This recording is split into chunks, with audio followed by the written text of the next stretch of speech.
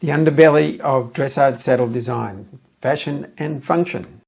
Welcome to this series on saddle design. I'm Ian Bitstrup, a spinal rehabilitation veterinarian who for 20 years was the lead presenter, instructor and manual editor for the accredited saddle fitters of Australasia. Enjoy. In this part of the discussion of saddle design, we look closely at the middle or waist portion of the saddle and the portion under the rider's seat. The waist of the saddle is an area of the saddle that should be carrying a third of the rider's weight.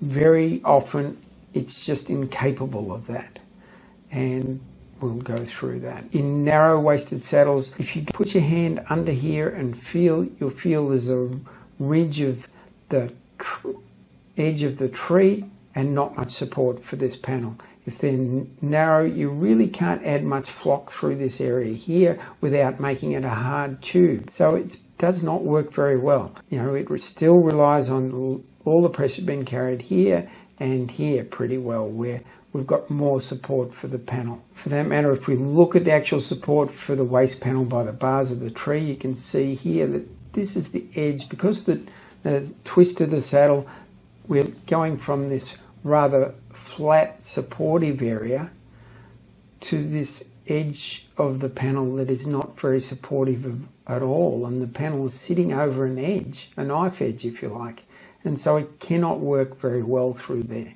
And this is something I struggle with believing in these days of laser printed objects, that we could be actually 3D printing a saddle that actually supports this area here just as well as the seat, and would be such an advantage if we did, because we could have a thin panel there that's actually working properly.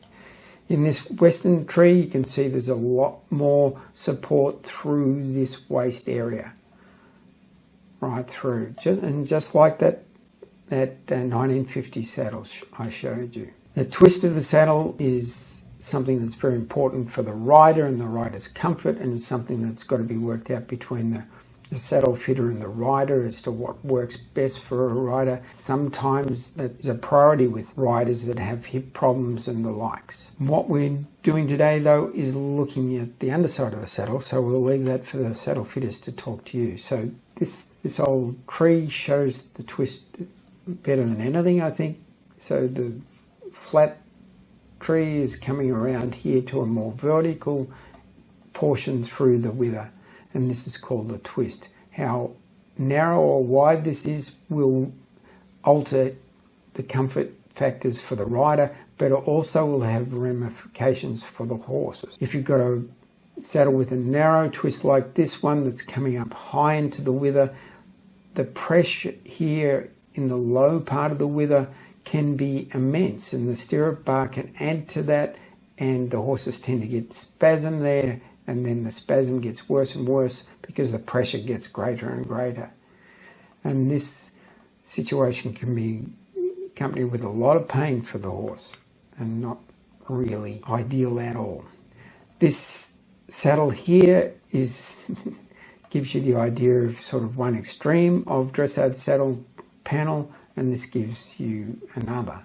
So somewhere in between those two saddles is likely to be the best for most horses. I should make a comment on monoflap and dual flap saddles. There's an independent panel, so I think we've mentioned along the way that we've got the tree point here supporting the front of the saddle or front of the panel, and here we haven't got much support at all. So lovely and big as though this panel is, it's not going to work all that well.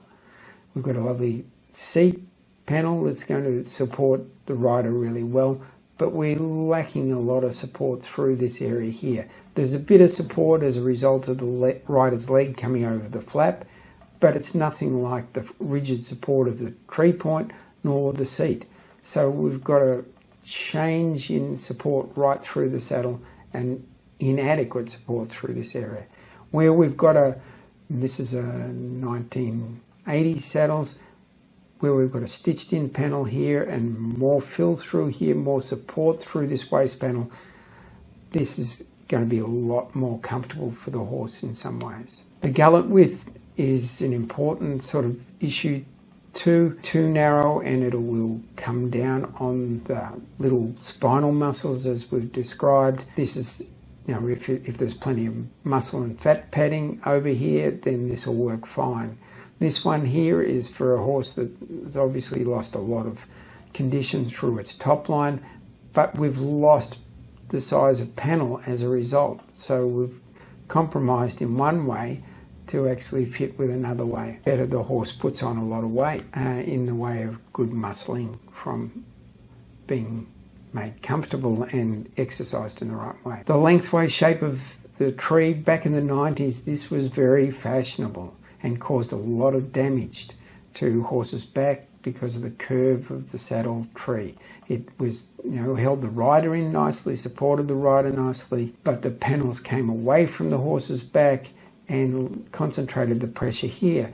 And for horses to cope with these saddles, they dropped their back down and became more dropped back in their shape, and that led to a lot of kissing spine pain and back strain and other trouble. And as a result, luckily, the industry decided their very fashionable saddle was not a good thing, and we ended up with much more flat saddles of the early 2000s. And the lengthwise shape should be more like this, because most horses' backs are flatter through, and it should remain that way.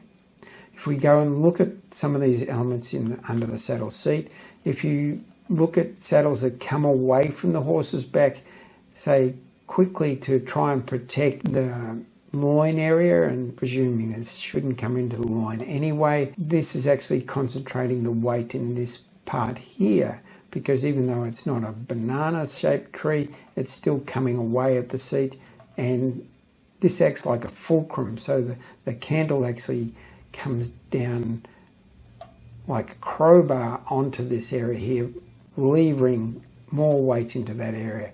And remember what I said about the weakest part of the horse's back, and it's an area that is commonly associated with soreness and kissing spines and so forth. So you don't want to be loading it like this just because your horse's back might be a little bit short. Cutback panels likewise are going to do the same sort of thing. We've got a cantle that's way over the panel here. This has been made small to fit a short-backed horse. It's only going to create grief for that horse and grief for the rider. We've talked about the banana-type trees, and this is one with its flesh still in place, with its panel still in place. And you can see very easily, this is not supported. This is a big lever against this area, and it's going to just lead to kissing spines. The dead space under the saddle flap, I think, is just not such a major thing in some ways, but it's a lost opportunity in my view. This space here that's under the rider's leg, the rider's leg is not going to come into that space most of the time, so it's just vacant space. And as a result, we're losing the opportunity to support the rider better with better panel under this region here. So I find it strange that saddle design has gone that way to make them neater or whatever.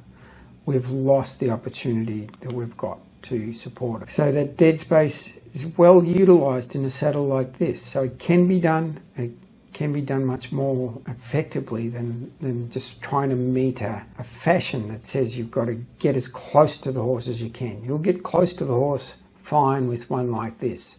You don't need it. And sometimes I wonder, in situations like this, is the horse more responsive because they're more painful here, and perhaps a little less responsive because it's more comfortable in this situation?